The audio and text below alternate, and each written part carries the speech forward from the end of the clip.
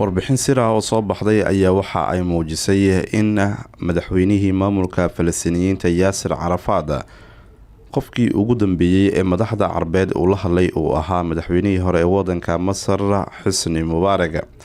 warbixintan cusub ayaa daaha ka qaaday in madaxweynihii hore ee dalka Masar Maxamed Xusni Mubaarak uu isagu ahaa hogaamiyihii ugu dambeeyay ee qadka taleefanka kula xiriira hogaamiyihii Falastiiniyiinta ee geeriyooday Yaasir Carafaad.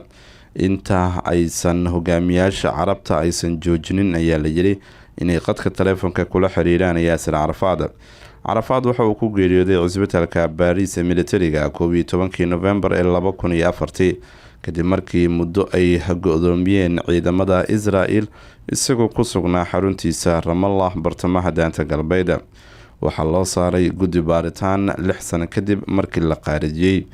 warbixinta hadda soo baxday waxa ay tilmaantay in hogaamiyaha Carbeed Maxamed Xusni Mubaarak uu qadka taleefanka kula xiriiray Yaasir Carafaad uuna u sheegay in uu kula talinayo in xilka uu wareejiyo.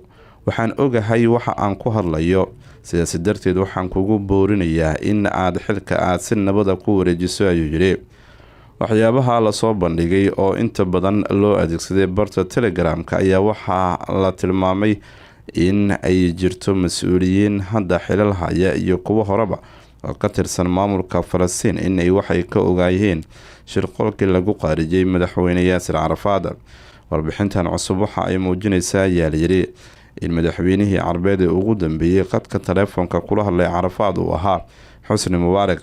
Xusni Mubaarak waxa uu Carafaad u sheegay in qadka taleefanka uu kula hadlayo la duubayay